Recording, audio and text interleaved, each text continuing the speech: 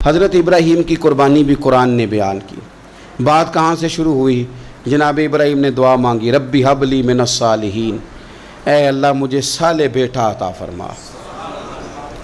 اولاد کی طلب صرف ماں کو نہیں ہوتی، باپ کو بھی بڑی ہوتی ہے۔ یہ الگ بات ہے، بچے سپورٹر ماں کے ہوتے ہیں، باپ کو بھی بڑی طلب ہوتی ہے۔ ربی حب لی من الصالحین، اللہ مجھے صالح اولاد عطا فرما۔ پہلے دعا مانگی، رب فرماتا فبشرناہ بغلام حلیم، ہم نے انہیں عقل مند بیٹے کی خوشخبری عطا فرمائی۔ انہوں نے صالح بیٹا مانگا، اللہ نے حلم والا بیٹا عطا کیا۔ بیٹا مل گیا۔ فلما بلغ معہ السعی، پھر جب بیٹا ان کے ساتھ کام کرنے کے قابل ہو گیا، بندہ رات کو تھکا ماندہ گھر آئے نا تو بیٹا تھوڑا سا بڑا ہو جائے تو اس کو چارپائی پہ لیٹا دیکھ کے ابا بڑا راضی ہوتا ہے۔ چلے زیادہ شاعروں نے شان اماں کی لکھی ہیں، اس میں شک کوئی نہیں، انہوں نے نہیں ابا کی طرف توجہ دی، ان کی مرضی ہے، تو زیادہ باتیں اماں کے حق میں ہوئیں، پر باپ اور بیٹے کا پیار، بیٹے اور باپ کا پیار، اگر یہ آیتیں قرآن پاک کی کبھی سمجھ میں آ جائیں تو شاید عشق کی ساری داستانیں ختم ہو جائیں۔ بیٹا بھی اپنے باپ سے بڑا ہی پیار کرتا ہے، باپ بھی اپنے بیٹے سے بڑا ہی۔ یہ دعا حضرت ابراہیم نے مانگی، یا اللہ صالح بیٹا دے۔ اللہ نے پھر کہا کہ میں نے خوشخبری دی حلم والے بیٹے کی، فلما بلغ معہ السعی، پھر بیٹا جب ساتھ چلنے کے قابل ہو گیا، قال یا بنی انی ارا فی المنام، کہا اے بیٹے میں نے خواب دیکھی ہے، کیا؟ انی اذبحک، میں تجھے ذبح کر رہا ہوں، فانظر ماذا تری، بیٹے تیری رائے کیا ہے؟ میں نے خواب دیکھ لی، میں ذبح کر رہا ہوں، تو اپنی رائے بتا۔ رائے اس لیے نہیں پوچھی کہ اگر وہ کہیں گے نہ ذبح کرو تو نہیں کریں گے، رائے اس لیے پوچھی ہے کہ لوگوں کو پتہ چلے کہ جس پتر کی تربیت حضرت ہاجرہ نے کی ہے اور جس کی رگوں میں حضرت ابراہیم خلیل کا خون ہے اور جس کی پیشانی میں نور محمدی چمکتا ہے صلی اللہ تعالی علیہ وسلم، ان کے خیالات کیا ہیں پتہ چلے۔ اور یہ پوچھا بھی اس لیے تاکہ لوگوں کو سمجھ آ جائے کہ اگر حضرت ابراہیم ذبح کرنے کو تیار تھے تو جناب اسماعیل ذبح ہونے کو تیار، لوگوں کی سمجھ میں بات آ جائے۔ فانظر ماذا تری، تیری کیا رائے ہے؟ قربان جائیں۔ یہ بھی انداز ہے بیٹے کا باپ کے ساتھ۔ یہ نہیں کہا کہ ابا جی ذبح کر دیں آپ، یہ نہیں کہا، قالا یا ابت افعل ما تؤمر، کہا ہے ابا جی آپ کریں وہ جس کا آپ کو حکم دیا جا رہا ہے۔ رب جو کہتا ہے نا آپ وہ میرے ساتھ کر دیں، اگر اللہ کہتا ہے ذبح کریں تو ذبح کر دیں، اگر وہ فرماتا ہے اس کے ٹکڑے ٹکڑے کریں تو ٹکڑے ٹکڑے کر دیں، جو رب کہتا ہے وہ کریں۔ مجھے آپ انشاءاللہ صبر کرنے والوں میں سے پائیں گے۔ کریں، میں تیار ہوں، کریں۔ بیٹا ہے، سالوں کے بعد جناب ابراہیم نے دیکھا ہے، اب وہ اس عمر کو پہنچا ہے کہ وہ کام کرنے کے قابل ہوا، ساتھ چلنے کے قابل ہوا، حکم آ گیا۔ دیکھو ایک مشکل وہ ہوتی ہے کہ تبلیغ کرنی ہے، کافروں کو رستے میں مشکل آ گئی۔ ایک مشکل وہ تھی کہ کافروں سے لڑائی کرنی تھی تو رستے میں مشکل ہے۔ یہاں تو کچھ بھی نہیں، بیٹھے بٹھائے رب نے کہہ دیا کرو بیٹا ذبح۔ سمجھ آتی ہے کہ یاری تیری سونا ہے پر ازمائشاں بھی تیریاں اگ، اے سونا پرکھیا جامدہ ہی پہلو نال لگان دے لگ۔ وہ اپنے پیاروں کو نہ بیٹھے بٹھائے بھی امتحان لے لیتا ہے۔ کہا میں تیار ہوں، مجھے صبر کرنے والوں میں پائیں گے۔ فلما اسلم وتلہ للجبین، اللہ فرماتے ہیں جب دونوں حکم ماننے کو تیار ہو گئے تو باپ نے بیٹے کو پیشانی کے بل لٹایا، شیطان بڑا سر پٹایا، دوڑا، میں نے تو گمراہ کرنا تھا آدم کی اولاد کو، یہ کیا بنا؟ اللہ کی رضا کے لیے بیٹا تک قربان کرنے کو تیار ہو گئے، دوڑ کے جناب ہاجرہ کے پاس گیا۔ پتہ ہے آج کیا ہونے لگا ہے؟ پتہ ہے جناب خلیل کہاں لے گئے ہیں جناب اسماعیل کو؟ کہنے لگی سیر و تفریح کے لیے گئے ہیں، یہی ہیں؟ کہنے لگی نہیں، وہ تو ذبح کر دیں گے۔ جناب ہاجرہ کہنے لگی کبھی باپ نے بھی بیٹے ذبح کیے؟ کہا ان کا گمان ہے کہ رب کا حکم آیا ہے۔ فرمانے لگی تم مردود شیطان ہے، اللہ کے نبی کا گمان نہیں ہوتا، رب کے نبی کو وحی آیا کرتی ہے۔ دوڑ جا ادھر سے، اگر میرے مالک نے میری گود کا پالا مانگا ہے تو ایک اسماعیل ہے، کاش میری گود میں ہزاروں ہوتے، میں ایک ایک کر کے سارے اپنے رب کے نام پہ قربان کر دے۔ دوڑ کے آیا جناب اسماعیل علیہ السلام، پتہ ہے آپ کے والد کہاں لے جا رہے ہیں؟ فرمایا یہیں سیر کے لیے۔ کہنے لگے نہیں،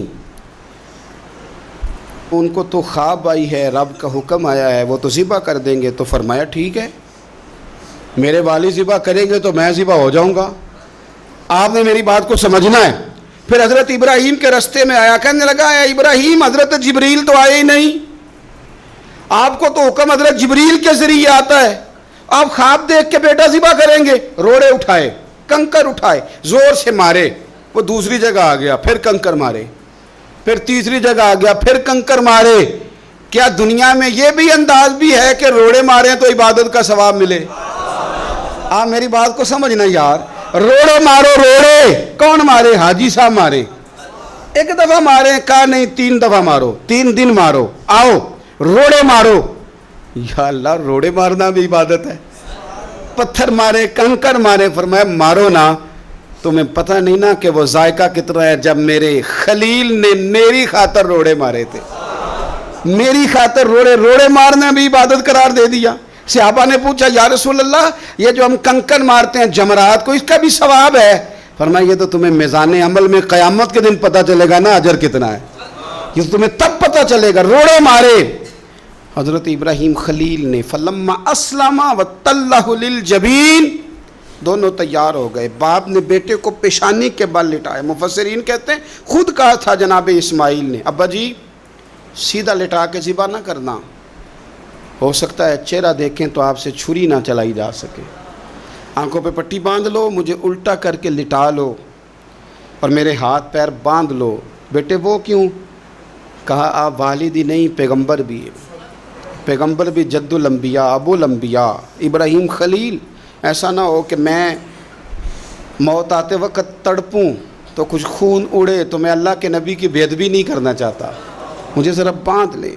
باپ نے بیٹے کو باندھا، چھری پکڑ لی اور گردن پہ چلائی، فلما اسلم وتلہ للجبین۔ آپ کبھی مزہ تو لے ان آیتوں کا، دونوں تیار ہو گئے، باپ نے بیٹے کو گردن کے بل لٹا لیا، وَنَادَيْنَاهُ أَن يَا إِبْرَاهِيمُ، رب فرماتے ہیں ہم نے آواز دی اے ابراہیم۔ آپ کبھی دیکھیں کوئی بندہ کام کر رہا ہو تو پیچھے سے کوئی دیکھنے والا آواز، او ٹھہرنا ٹھہرنا ٹھہرنا، ذرا مزہ لے، وَنَادَيْنَاهُ أَن يَا إِبْرَاهِيمُ، اللہ فرماتے ہیں ہم نے آواز دی اے ابراہیم، قد صدقت الرؤیا، آپ نے تو خواب سچ کر دکھایا ہے، اے ابراہیم آپ نے تو خواب سچ کر دکھایا، اِنَّ كَذَلِكَ نَجْزِي الْمُحْسِنِينَ، ہم اسی طرح نیکوں کو بدلہ دیتے ہیں، اِنَّ هَذَا لَهُوَ الْبَلَاءُ الْمُبِينُ، بے شک یہ بڑی آزمائش تھی، بے شک یہ کھلی آزمائش تھی۔ میں نے کہا تھا قرآن کی آیتوں کا بھی مزہ لیا کریں، یہ کھلی آزمائش تھی۔ جب آزمائش لینے والا کہتا ہے آزمائش کھلی تھی اور دینے والے نے سچ کر دکھائی، تو پھر حضرت ابراہیم کی شان دیکھی نا کتنی بلند ہے۔ لینے والا کہتا ہے آزمائش کھلی تھی، وَفَدَيْنَاهُ بِذِبْحٍ عَظِيمٍ، اور ہم نے انہیں بچا لیا فدیے میں عظیم ذبیحہ دے کر۔ اللہ نے نا پھر دمبا بھیجا جنت سے، حضرت ابراہیم نے چھری چلا دی تھی، روکی کوئی نہیں، چھری چلا دی، اور جب پوری طرح ذبح ہو گیا تو آنکھیں کھولی تو آپ نے دیکھا کہ نیچے دمبا ذبح ہوا پڑا ہے اور جناب اسماعیل دور کھڑے مسکرا رہے ہیں۔ تو حضرت ابراہیم کی زبان سے نکلا اللہ اکبر، اللہ اکبر۔ آپ کی بات سن کے جناب اسماعیل بھی پکارے اللہ اکبر، اللہ اکبر۔ یہ لفظ سنے تو حضرت جبریل بولے، کہنے لگے لا الہ الا اللہ واللہ اکبر۔ جب انہوں نے یہ کہا تو حضرت سیدنا ابراہیم پھر بولے، کہنے لگے اللہ اکبر وللہ الحمد۔ اللہ کو یہ لفظ بھی بڑے پیارے آئے، فرمایا پڑھو نا 9 ذی الحج کی فجر سے لے کر 13 تک پڑھو نا ذرا سارے، اللہ اکبر اللہ اکبر، لا الہ الا اللہ واللہ اکبر، اللہ اکبر وللہ الحمد۔ فرمایا یہ پڑھتے رہو۔ انہوں نے پڑھے تھے مل کے تو مجھے بڑے پیارے لگے۔ فرمایا ہم نے انہیں بچا لیا ایک فدیہ، عظیم فدیہ دے کے، وَتَرَكْنَا عَلَيْهِ فِي الْآخِرِينَ، اور ہم نے ان کے ذکر کو چھوڑا ہے آنے والوں کے لیے۔ کیا لفظ ہے قرآن کے، قربان ہونے کو دل کرتا ہے. یہ بات بیان کر کے پتہ کیا فرمایا؟ رب نے فرمایا، رب نے فرمایا، خدا خود میر مجلس بود، رب کریم نے فرمایا. کیا فرمایا؟ فرمایا سلام علی ابراہیم. قربان جائیں، سلام علی ابراہیم. کیا بات کہاں ختم ہو رہی ہے، کہاں پہنچ رہی؟ کیا انداز؟ سلام علی ابراہیم، سلام علی ابراہیم. فرمایا سلام ہو ابراہیم پر، سلام ہو ابراہیم پر، سلام ہو. حضور فرمانے لگے غلاموں یاد رکھنا قربانی حضرت ابراہیم کا طریقہ ہے.